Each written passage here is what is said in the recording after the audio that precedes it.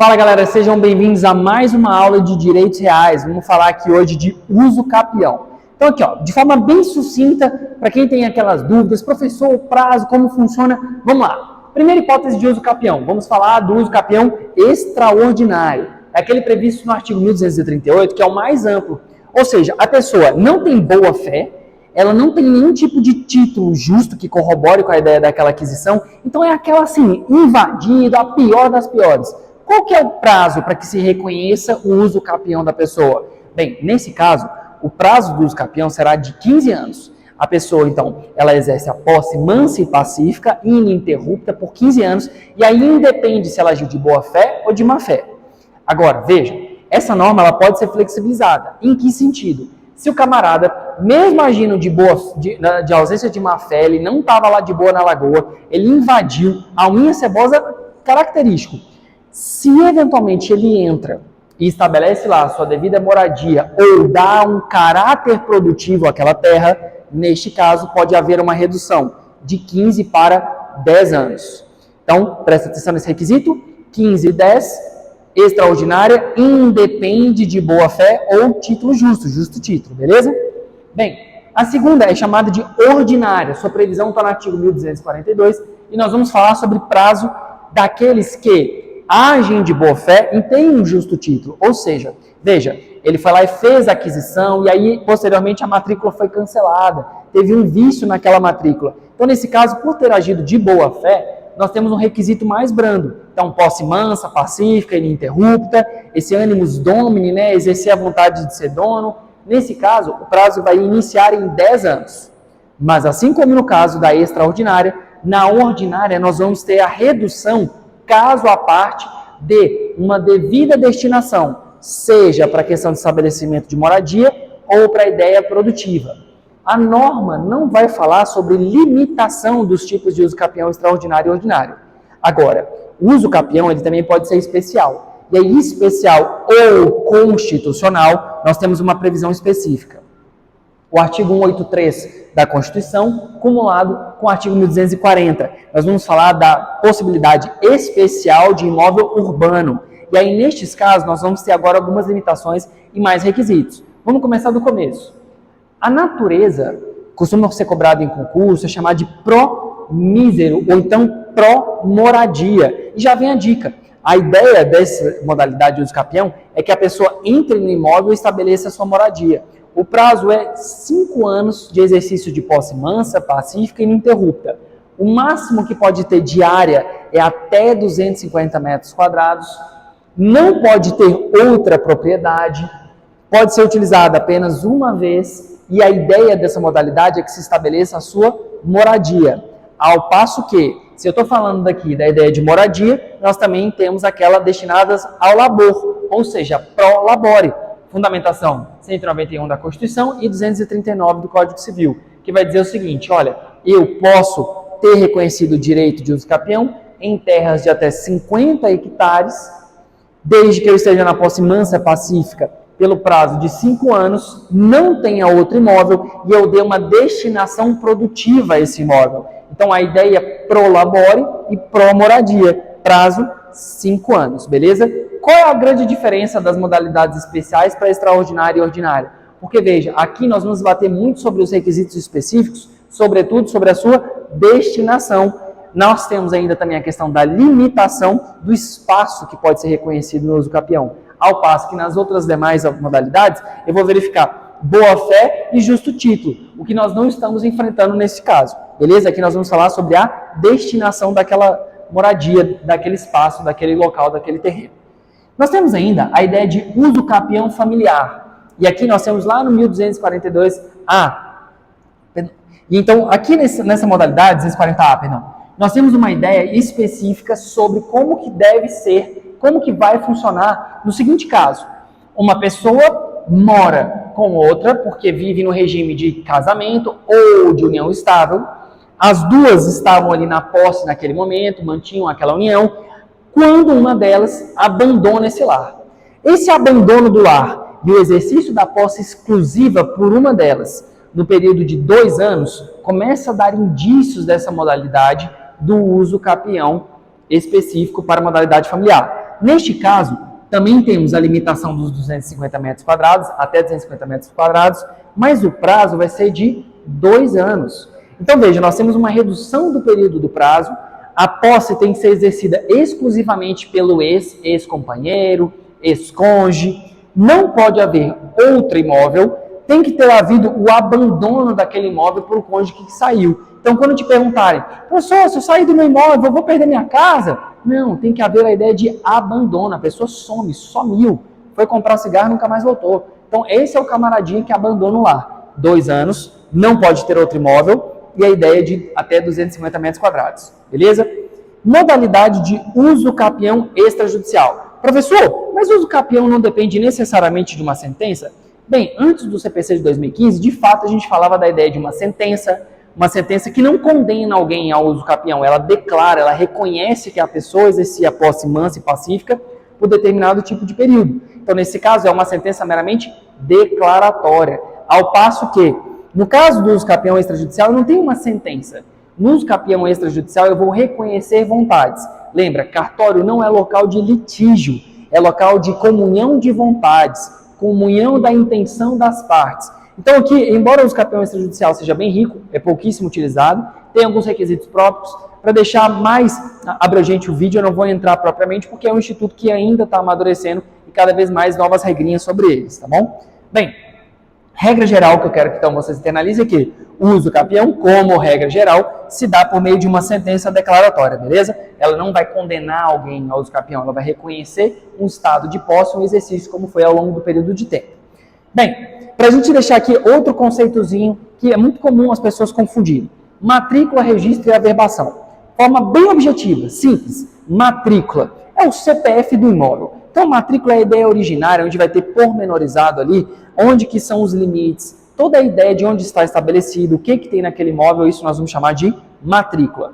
Registro, vai ter toda a cadeia do que aconteceu, toda a cadeia dominial, o que aconteceu com esse imóvel ao longo do tempo. Então, quando você pede uma certidão de ônus, vai ter ali o que foi, quem comprou, o que foi que aconteceu, o que passou, quem comprou, vendeu para quem. Então, vai ter no registro. E as averbações são todas as circunstâncias que acontecerem com aquele imóvel. Então, tudo aquilo que eventualmente ocorrer. Foi averbado alguma coisa nova, teve alguma diminuição, teve algum acréscimo, área construída. Então, isso tudo vai ser o quê? Averbado. Vai ser homologado dentro da matrícula daquele imóvel. Top? Do moment? Beleza. Acessão. Matériazinha tranquila, mas com alguns nomezinhos um pouco enjoados. Vou fazer de uma forma bem simples para a gente pegar aqui os bizus. Então vamos lá. Acessão, eu quero que vocês pensem em ampliação, acréscimo, valor. Beleza? Então eu vou estar ampliando, vou estar aumentando aquele imóvel. E aí vamos falar das hipóteses onde eu tenho elementos naturais primeiro. Vamos lá. Formação de ilhas, embora a regra no código venha ilhas, aluvião, avulsão e depois abandono alvo, vamos fazer dessa forma para ficar mais didático. Ilhas, abandono, depois aluvião e avulsão. Professor, nomes horrorosos, o que isso significa? Seguinte, as ilhas, formação de pedaço de terra, circundado, ou seja, todos os lados tem água. Agora imagine o seguinte exemplo. Eu tenho aqui uma propriedade e eu tenho 5 propriedades aqui. E nessas margens aqui eu tenho propriedades privadas ribeirinhas. Então elas têm aqui a margem limítrofe com um rio. Esse rio não pode ser rio onde tem travessia, porque isso aí pode ser de propriedade da União. Então vamos pensar naqueles riozinhos menores. E veja, não tão menor a ponto de não formar uma ilha, mas vamos pensar na ideia de que um rio, ao longo do tempo, foi trazendo, arrastando cascalho, materiais, e foi formando pequenos pedaços de terra no centro dele. Como que eu vou fazer para resolver aquilo ali? Veja, esses pequenos pedaços de terra, eles vão ficar aqui dentro do rio, e para constituir ou para compreender como que vai ser o acréscimo desse território, desse terreno, eu vou formar uma linha invisível. E essa linha invisível vai ficar na metade do rio. Então, basicamente, o que eu vou identificar? Fazendo essa linha invisível, o pedaço de terra, ele fica mais para o lado de quem? Eu vou ampliar essas linhas limítrofes entre as propriedades, que a gente vai chamar de testada, é essa ampliação. Eu vou aumentar essas linhas, eu vou prolongar essas linhas, e aí eu vou fazer a divisão com base no meio, vou dividir assim no meio, e vou aumentar os limites das propriedades. Então, se eventualmente eu aumentei aqui, por exemplo, C, e essa parte ficou toda desse lado de C, então esse terreno aqui, essa ilha, vai pertencer a C. Aqui nesse caso, eu tenho aqui D, e veja, estou aqui passando no meio, e essa ilha, ó, quase toda, ela está dentro do território de D. Então, ó, prolongando essa linha até a metade, tudo isso aqui ficou para D, e essa daqui ficou para E, e essas duas partezinhas menores ficaram para B. Então, é assim que a gente resolve a questão de terreno, expansão, acessão, no caso de ilhas, beleza? E no caso do abandono álveo, do artigo 1252? Vamos lá, o abandono álveo é quando esse rio ele morre. Então, ele seca, ele secou em definitivo. Se ele secou em definitivo, aqui agora virou tudo terra. Então, o que eu vou fazer? Eu também vou dividir no meio da mesma forma e eu também vou fazer essas prolongações. Perdão, prolongamento. E olha só que interessante. Então, eu vou mudar agora a margem da linha e vou ampliar. Se aqui eu tinha a linha de A, agora eu vou trazer ela para cá, porque é exatamente nessa parte onde está dividido. Eu vou ampliar os territórios, beleza? E, obviamente, se eu amplio o território, eu tenho modificação no território, o que eu preciso fazer? Eu preciso averbar essa modificação. Aluvião e avulsão. Bem, imagina o seguinte, o rio ele vai trazendo, arrastando diversas coisas. Então, se eventualmente aquilo ali vai trazendo um arrasto e vai aumentando o território, nós vamos falar da ideia de aluvião, porque vai aumentando de forma paulatina, gradativa, e vai trazendo coisa, quando você vê, você já tem até uma bancadinha ali de terra que aumentou o seu território. Então, esse fenômeno é chamado de aluvião. Agora, uma coisa diferente é a tal da avulsão. O que é avulsão? Imagina um destacamento de terra. Então, veja, essa parte aqui azul, ela pertencia a C. Só que em razão do rio, estava chovendo, descolou, saiu de C e grudou lá embaixo em B. Então, esse pedaço grande, destacado, que grudou na propriedade dos outros, nós vamos chamar isso de avulsão.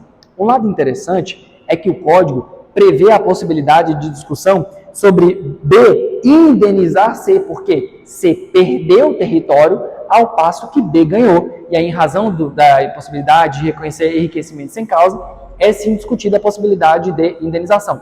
Claro que não é uma ação muito comum, até porque nessas populações que tem ali de fato o rio, enfim, é muito comum que tenha acréscimos ou decréscimos, porque é uma questão natural do próprio rio, beleza? Mas é cabível sim. Bem, e para a gente finalizar, lógico, não vamos exaurir, porque essa temática merece um vídeo próprio, sobre acessões artificiais. Então lá, acessão artificial, há uma construção, há uma semeadura, há um plantio. Então, basicamente, há um aumento, porque o indivíduo foi lá e fez de forma artificial essa ampliação. Então, se eu tenho um terreno meu e eu construo nele, eu não estou ampliando, não estou aumentando, então, obviamente, aquilo ali é um acréscimo no meu terreno, top do momento, eu sou o dono daquilo. Por quê? Porque o acessório acompanha o principal. Então, o principal é o lote, o acessório é a construção. Se eu for vender aquilo ali, o terreno, eu vou vender o terreno com a casa. É a mesma coisa quando você vai comprar um carro. Tu compra um carro com as rodas, com o motor, pelo menos se espera. Então, salvo se for um desmanche, mas não é o caso. Então, você foi lá e comprou um carro, então, nesse caso, ele teve vinho completo. Você foi na concessionária, ele vem integral, porque nesse caso o acessório acompanha o bem principal, beleza? Ainda, nós temos a questão da verificação sobre as prioridades. O que seria a questão das prioridades? Bem, sobre a ideia da própria aquisição, sobre a própria forma, quem vai ter preferência no direito, prioridade no direito, mas eu vou explicar com um exemplo, vai ficar bem mais fácil. Se eu semeio, planto ou edifico no meu próprio terreno, obviamente eu sou o dono, beleza. Mas e se os materiais não forem meus? Se eu fui lá e recebi um carregamento de semente, mas na verdade aquilo era do meu vizinho, e eu fui lá e comecei a plantar. Veja, eu agi de boa fé ou de má fé? Eu agi de boa fé, porque eu não sabia, eu pensava que era meu. Nesse caso, se eu agir de boa fé, veja, eu tenho que reparar o prejuízo do meu vizinho, porque eu peguei uma coisa dele. Então, eu não posso ter um enriquecimento sem causa. Então, eu tenho que indenizá-lo. Eu tenho que pegar e pagar o prejuízo que eu causei para ele, o dano sobre o bem que eu utilizei. Agora, se eu agir de má fé, ou seja, eu utilizei material de terceiro, e não foi de boa fé, igual nesse exemplo, eu fui lá e surrupiei a coisa, e eu utilizei aquele material para construir, aí eu tenho consequências. Porque além da indenização sobre o material, o dano emergente, o prejuízo imediato, eu também posso responder por aquilo que eu causei a mais, eventuais perdas e danos. Então, se eu construir no meu terreno, utilizando um material de terceiro, e foi de má fé, além da indenização, eu também tenho que pagar perdas e danos, tá bom? O prejuízo que eu causei para a pessoa. Então, terreno próprio. Agora, e se for no terreno dos outros? Exemplo comum, construir no terreno da sogra, construir no terreno do sogro. Vamos lá. Veja, aqui nós temos que identificar no primeiro momento, de igual forma, boa fé, má fé. Boa fé. Construir no terreno do meu sogro, de boa fé. Top, do momento. Construir uma mansão. Essa casa, o valor dela supera o próprio valor do lote. Neste caso, como que funciona? Bem, se eventualmente a gente tiver uma discussão sobre aquele caso, haverá a seguinte hipótese. Como foi de boa fé, eu construí, eu vou indenizar o meu sogro pagando o valor do lote, beleza? Porque teve boa fé, então eu vou pagar o valor do lote. Professor, e se o valor da casa é menor, é pequenininho, o lote é muito mais caro do que da casa? Se foi de boa fé, o proprietário do lote indeniza a mim sobre o valor daquela construção, aquela pequena edificação. Eu fui lá e construí uma casinha, mas o lote é muito mais caro. Então, nesse caso, o proprietário me indeniza por aquilo que eu construí, justamente porque a gente está falando de circunstâncias de boa fé. Agora, a coisa muda de figura quando a gente tem a má fé. Mas antes de ir para a má fé, vamos para mais um exemplo de boa fé também. Eu construí no local errado. Então, eu fui lá, comprei a matrícula certinho, bonitinho, era 1AC. E eu fui construindo 1CA. Uma confusão. Se ficar demonstrado que eu agi de boa fé, vai valer aquela regra da aquisição. Então, eu construí minha casa no terreno dos outros de boa fé. Então, eu pago o valor do terreno e fico naquela casa. Top? Do momento? Show. Esse exemplo, inclusive, já foi cobrado em prova de concurso e na prova do OAB. Agora, quando eu falo de construir no terreno dos outros de má fé, aí o negócio fica mais esquisito. Por quê? Porque a má fé, galera, ela imputa responsabilidades. Então, vamos lá. Eu sabia que o terreno era dos outros e eu vou lá e construo. Dou uma de maluco prateado. Eu posso fazer isso, professor? Bem, você perdeu o juízo? Pode. Por quê? As consequências, nesse caso, são graves. Você pode ter a perda da coisa, você pode ter eventual derrubada da coisa e, que eu acho que é o menos grave de todos, eventual indenização. Porque você está agindo de má fé. Então, ali, você já estava na intenção de causar um prejuízo. Então, óbvio, a pessoa pode acabar conseguindo, por meio de uma ação judicial, ficar ali naquele local? Sim, mas além do lote, ela vai responder por perdas e danos, que é a modalidade de indenização. Professor, fala um exemplo aí. Vamos lá. Esse exemplo, ele tem uma solução lógica, mas ele é interessante para a gente trabalhar. Eu sou o proprietário. Estou vendo o Chiquinho construindo. Passo lá na frente, falo nada. Casa ficou pronta. Falou, epa, Chiquinho, você construiu no meu imóvel. Chiquinho, pô, mas você está todo dia passando aqui. Você viu eu construindo e não falou nada.